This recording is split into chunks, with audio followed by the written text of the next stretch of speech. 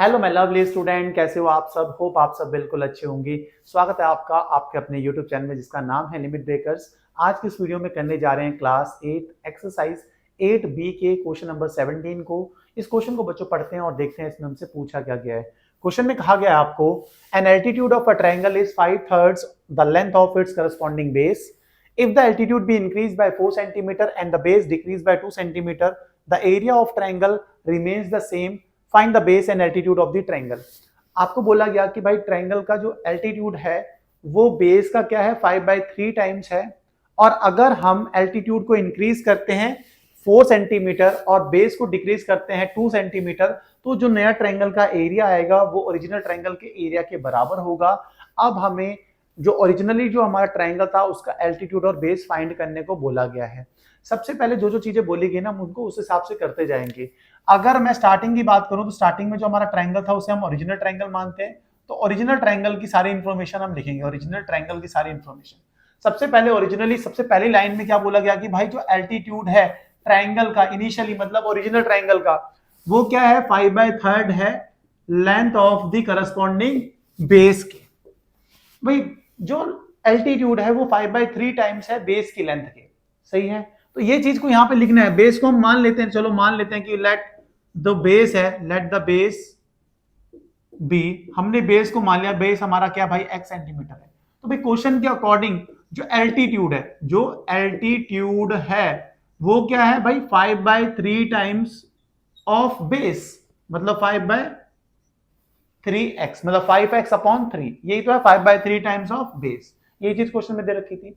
फिर आगे बात जो कर रखी गई है वो न्यू ट्रायंगल की कर रखी है। न्यू ट्रायंगल की मतलब अब क्योंकि हम एल्टीट्यूड में कुछ इंक्रीमेंट कर रहे हैं और भाई बेस में कुछ डिक्रीमेंट कर रहे हैं, तो बेस और एल्टीट्यूड में इंक्रीमेंट और बेस में डिक्रीमेंट करने से जो भी ट्रायंगल है वो कुछ नया ट्रायंगल होगा।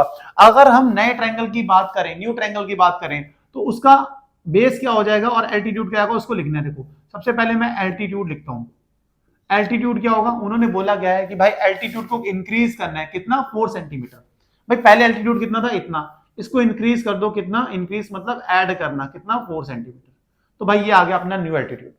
ऐसे ही बेस की बात करें, भाई उन्होंने बोला क्या बेस को क्या करना है डिक्रीज करना है कितना 2 सेंटीमीटर। बेस कितना था ओरिजिनली x था, इसको 2 सेंटीमीटर कम कर दिया मतलब x-2 आ गया। आप बोलोगे बिल्कुल सही बात है। इतनी बात बोलने के बाद उन्होंने बोला कि भाई जो ओरिजिनल ट्रायंगल था उसका एरिया और जो नया ट्रायंगल आया इसका एरिया, दोनों का एरिया क्या है सेम है। इसके बाद हमें जो लाइन बोली गई उसको यहां लिखता हूं कि मतलब एरिया ऑफ ओरिजिनल ट्रायंगल किसके इक्वल है, एरिया ऑफ न्यू ट्रायंगल के। यही बोला गया हमें एरिया ऑफ न्यू ट्रायंगल। भाई ट्रायंगल के एरिया फाइंड करने का फॉर्मूला क्या होता है, आप बोलोगे भाई एरिया फाइंड करने का जो फॉर्मूला होता है ट्रायंगल के वो होता है 1/2 बेस इंटू हाइट या एल्टीट्यूड। यही तो होता है। आप बोलोगे हाँ जी यही होता है। मैंने कहा यही होता है, इसी का यूज करना है। देखो 1/2 ओरिजिनल ट्रायंगल का बेस कितना है, आप बोलोगे बेस है x प्लेस कर दिया। हाइट कितनी है, एल्टीट्यूड कितना है 5x/3 equals to area of new triangle. कैसे आएगा भाई, आपको पता है कि यहाँ पे होता है 1/2, बेस कितना है आप बोलोगे x-2 और एल्टीट्यूड कितना है आप बोलोगे 5x/3 प्लस 4। यही है, आपने कहा हाँ जी यही है। तो प्लेसिंग कर दी हमने। आगे बढ़ते हैं, इनको मल्टीप्लाई करो। न्यूमरेटर को मल्टीप्लाई का सिंपल रूल होता है, न्यूमरेटर को न्यूमरेटर से मल्टीप्लाई करो तो डिनोमिनेटर को डिनोमिनेटर से। इसके नीचे कुछ नहीं है तो 1। 5x को x से मल्टीप्लाई करेंगे कितना आएगा 5x²। ऐसे 3 को 2 से करेंगे 6 इक्वल्स टू, यहां पे देखो 1/2 को ऐसे ही रहने दो, पहले इनको मल्टीप्लाई कर लो, ओपन कर लो। x को पहले 5x/3 से मल्टीप्लाई करेंगे कितना आएगा आप बोलोगे 5x²/3। सही होगी बात। फिर x को इससे करेंगे 4 से तो कितना आएगा 4x। फिर -2 को इससे करेंगे तो -10x/3। -2 को इससे करेंगे तो -8। इतना कर लिया। अब 2 को मल्टीप्लाई करो सारों से, यहां मल्टीप्लाई नहीं करना तो इसको इससे कैंसिल कर दो, 2 3 जा 6। तो हमारे पास आ गया 5x²/3 इक्वल्स टू, इसको ओपन करके लिख दो भाई 5x²/3 plus 4x minus 10x/3 minus 8। देखो इससे ये कैंसिल आउट हो गया। आप बोलोगे बहुत आसानी से कैंसिल हो गया। अब वेरिएबल्स को हम लेफ्ट साइड लेके आते हैं तो कितना हो जाएगा, देखो 10x/3 प्लस में हो जाएगा -4x इक्वल्स टू में कितना आ गया -8। सिंप्लीफाई करना है भाई, क्रॉस मल्टीप्लाई कर दो भाई 10x -4 3 12x अपॉन में 3 इक्वल्स टू में -8।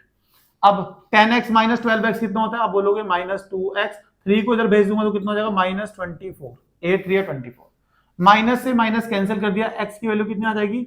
24 अपॉन 2, 2 से कितने टाइम्स जाएगा? 12 टाइम्स, इसका मतलब x की फाइनल वैल्यू आ गई 12।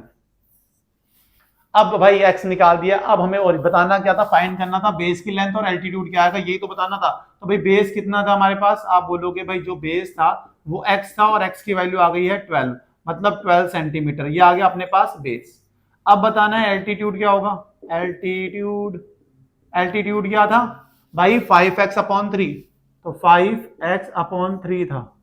वैल्यू प्लेस कर दो, x की वैल्यू है 12 अपॉन 3, 3 4 जा 12, तो 5 4 जा 20 सेंटीमीटर आ गया अपना एल्टीट्यूड। यही था अपना क्वेश्चन, होप समझ में आएगा। बहुत आसान क्वेश्चन था भाई, आसानी से उन्होंने बहुत आसान भाषा में बोला गया था कि भाई आपको कि जो ओरिजिनल ट्रायंगल है उसकी जो बेस है उसको हमने x मान लिया, तो लेंथ बोल रखी थी, मतलब एल्टीट्यूड बोल रखा था आपको कि भाई एल्टीट्यूड क्या है? 5/3 टाइम्स है बेस की जो भी लेंथ है उसके, तो भाई बेस को हमने x माना तो भाई 5x/3 एल्टीट्यूड आ गया।